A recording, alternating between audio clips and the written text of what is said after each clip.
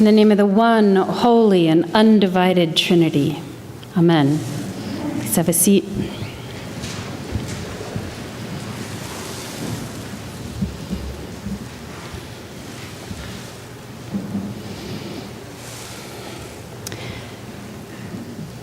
Howard Thurman once wrote, "There is a strange irony in the usual salutation, Merry Christmas, when most of the people on this planet are thrown back on themselves for food which they do not possess, for resources that have long since been exhausted, and for vitality which has already run its course. Despite this condition,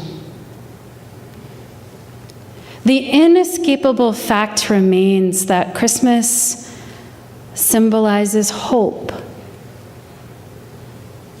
even at a moment when hope seems utterly fantastic. The raw materials of the Christmas mood are a newborn baby, a family, friendly animals, and labor. An endless process of births is the perpetual answer of life to the fact of death.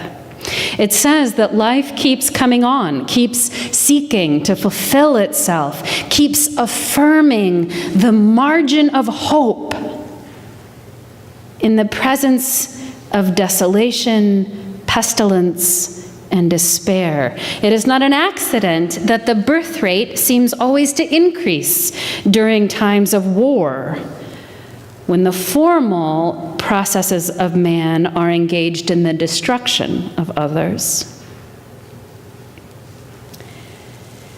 Welling up out of the depths of vast vitality, there is something at work that is more authentic than the formal discursive design of the human mind. As long as this is true, ultimately, despair about the human race is groundless.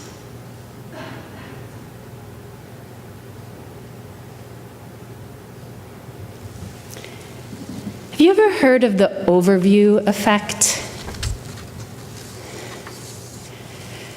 This is a term invented in 1987 by Frank White to describe the recurrent experience of people who have been to space and who look down on the planet.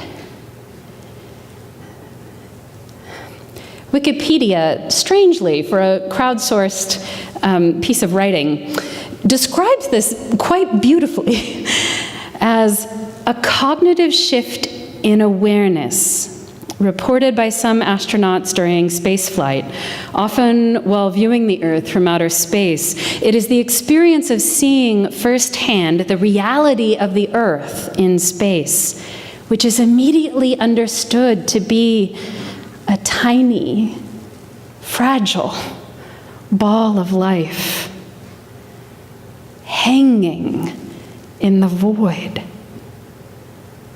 shielded and nourished by a paper-thin atmosphere. From space, national boundaries vanish. The conflicts that divide people become less important, and the need to create a planetary society with the united will to protect this pale blue dot becomes both obvious and imperative.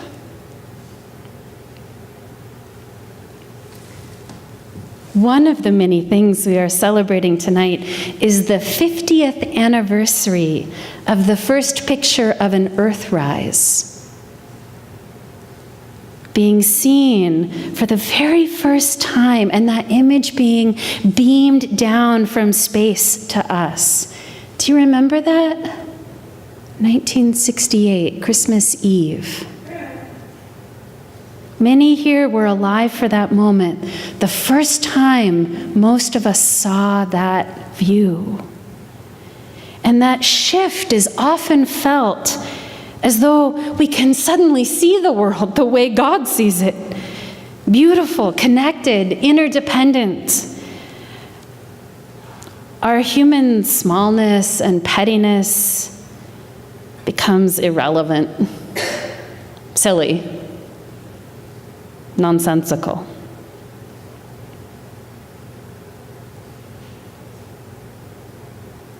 Here's a funny thing, though. Long ago and far away, before space shuttles,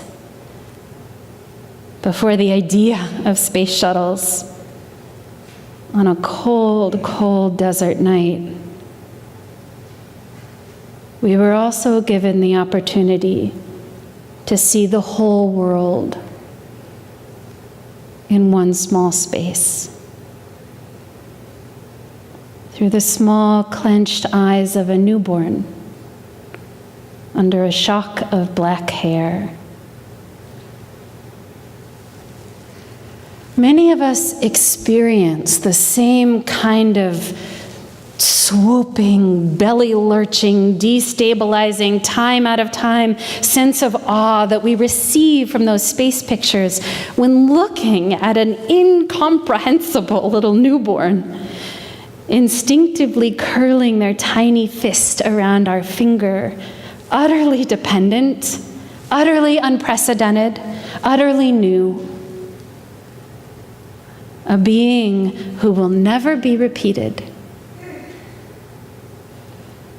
who could accurately be described as a tiny, fragile ball of life hanging in the void. Perhaps we should call this the underview effect. Understanding suddenly how connected and symbiotic this web of life is, how beautiful vulnerability is, and on the other side, how terrifying any act of violence. In the beginning was the Word. And the Word was with God, and the Word was God. Despair about the human race is groundless. Thurman tells us that as out of these materials, the newborn baby, a family, friendly animals, and labor, out of these materials, the universe is contained. God arrives as a very small human person, helpless, imprecise,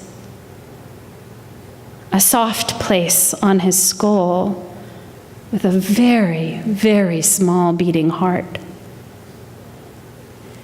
Two other human beings surround him, themselves with their hearts beating fast, with strong bones but weary muscles.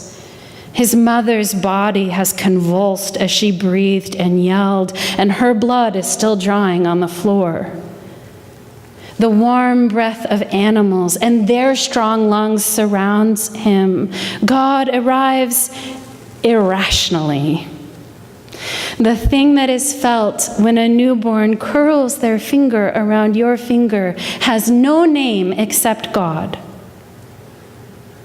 It is time out of time. It is eternity. It is beauty. It is boundless. It is love.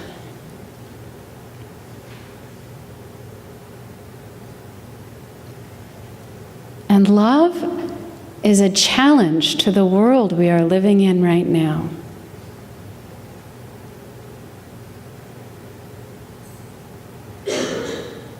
The insistence of love to continue, the insistence of life continuing, surfacing, sneaking out from behind doorways, flooding our sanctuaries, outstretched hands across artificial borders, words of gentleness where there is fear. That is a power that makes human pride quail. There is no bravado, no false pride, no threatening swagger that can hold a candle next to the insistence of life, to the word singing through flesh, Mary cradling God, her body busy making his food and humming a little song to him there in the dark. And in that space, so many years ago, the light and the darkness were together. When divinity crashes into humanity permanently, it means that no divisions are meaningful forever. Petty human divides, the things that become invisible when we hold each other's children or look at ourselves from space, are forever rendered useless. We are holding the cosmos and the particular here together, married forever. The darkness and the light held together, inseparable. The flesh word came to us in the night, which is where God always hides healing. Listen closely now. It is the dark where that healing happens. The dark womb is where the baby grows. The dark tomb is where Jesus will wake again. The dark soil is where the seed is safe. When we are sick, we bury ourselves under blankets and turn off the lights, and we let sleep heal us. The scriptures tell us that God's work is to bind up the brokenhearted. Which is interesting because it doesn't mean that God does the work, but instead provides the dressing, which provides the darkness in which our hearts heal. And under there, in the shed, in the cold desert air, here, on a dark winter Seattle night, here in the places where our hearts have grown weary and cold, the parts of us that are still made of ice, that are suspicious and hostile, fearful and vicious,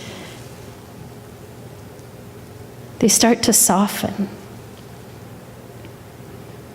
We start to melt. We start to consider again the possibility that God is not done with us yet,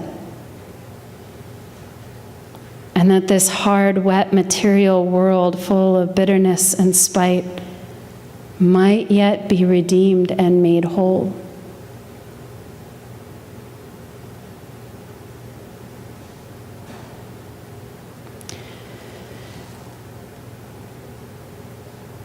We know that as soon as someone is born, that it means they will die.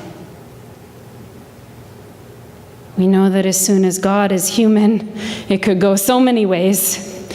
Beautifully, powerfully well, or horribly, terribly wrong, or maybe both.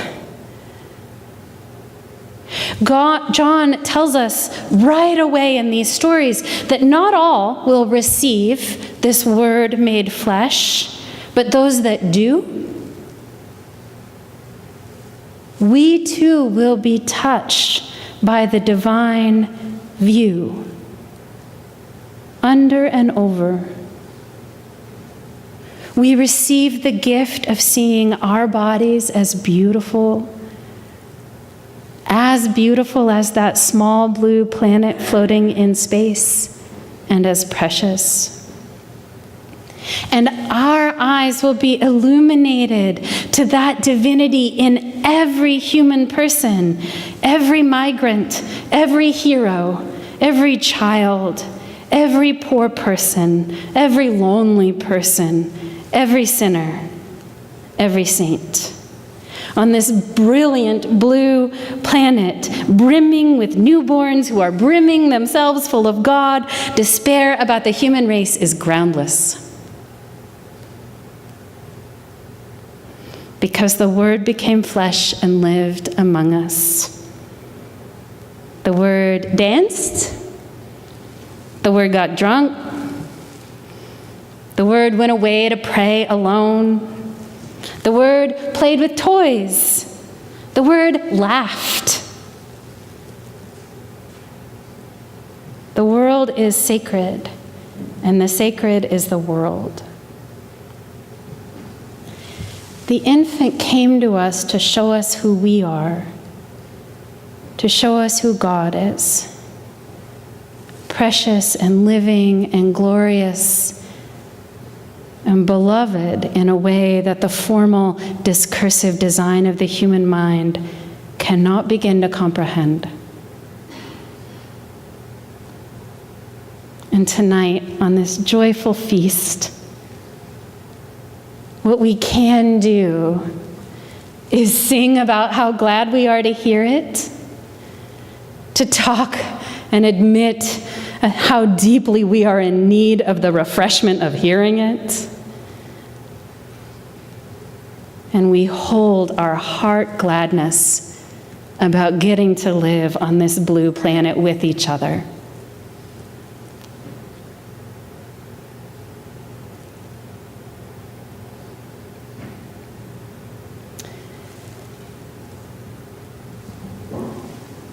I will leave you with a piece from Howard Thurman, a piece that he wrote after having this realization about life willing itself into being. May it bless all of us as we move from this space in love. He wrote this piece called The Sacrament of Christmas. I make an act of faith toward all mankind, where doubts would linger and suspicions brood. I make an act of joy toward all sad hearts, where laughter pales and tears abound. I make an act of strength toward feeble things, where life grows dim and death draws near. I make an act of trust toward all life, where fears preside and distrusts keep watch. I make an act of love toward friend and foe, where trust is weak and heat burns bright.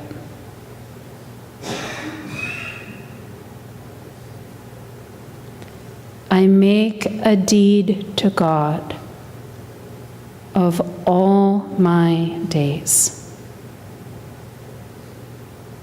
and look out on life with quiet eyes.